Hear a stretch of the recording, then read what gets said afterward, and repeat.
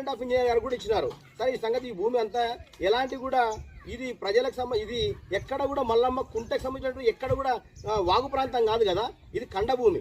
దీంట్లో అనేక ఉండేదో మాకు జీవనాధారం ఇది, మాకు తరతరాలుగా మా యొక్క తల్లిదండ్రుల ద్వారా వచ్చినట్టు భూమి ఇది కానీ లేకపోతే మళ్ళీ మేము కూడా ఇది ఇచ్చిన మాకు కొంతమందికి 50 ఎకరాలు దీంట్లో సీలింగ్ భూమి ఉంది, 450 ఎకరాలు పట్టా భూమి ఉంది. ఈ పట్టా భూమి 500 ఎకరాలు మొత్తం కూడా ఎస్సీ వాళ్ళదే. ఉన్నటువంటి భూమి మొత్తం మేము మాకు ఈ యొక్క దీని కింద ఇచ్చేస్తే మల్లమ్మకుండా ఇచ్చేస్తే మిగతా మేమందరం కూడా ఎక్కడే బతకాలా? ఇదంతా ఇచ్చింది కూడా మాకు ఇందిరమ్మ ద్వారా వచ్చింది. ఇందిరమ్మ రాజ్యంలో ఇచ్చిన భూముల్ని మనసు ఎలా గుంజుకుంటారు?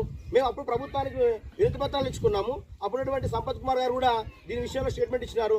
నా యొక్క ఇక్కడ ఏమన్నా మల్లమ్మకుంట స్టార్ట్ చేయాలంటే నా మీద జీపు తొక్కిచ్చి చేయండి అని చెప్పేసి స్టేట్మెంట్ ఇచ్చినారని చెప్పి పెద్దవాసులు చెప్తున్నారు. అంటే ఈ విధంగా అప్పుడు యొక్క అపోజిట్గా ఉన్నటువంటి సంపతన్న గారు కూడా దీని విషయంలో గట్టిగానే మాట్లాడడం జరిగింది. కానీ ఈరోజు 500 ఎకరాల భూమికి మాకు న్యాయం ఏ విధంగా చేస్తారు?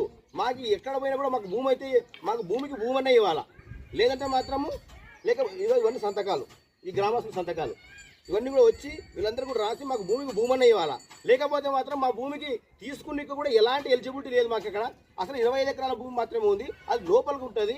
మా యొక్క భూమిని తీసుకునే చాలా ఇబ్బంది కూడా అవుతుంది. ఇది కావాలని పన్నాగం వేసి మేము కొంచెం గౌరవపూర్వకంగా అది మినిమం ఇప్పుడు ఆ యొక్క ల్యాండ్కి 30 లక్షల రూపాయల దాకా డిమాండ్ ఉంది.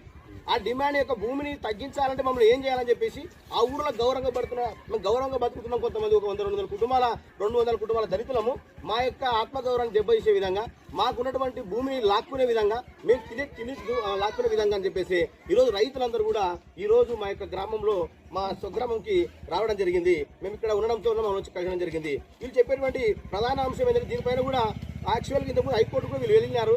దీని విషయంలో కూడా చర్చ జరుగుతుంది. వీళ్ళు కూడా దీని విషయంలో ఆల్రెడీ ముందుకే వెళ్తున్నారు. కానీ ఈరోజు ఈ యొక్క రైతులకు అందరికీ కూడా న్యాయం చేయాలా? ప్రధాన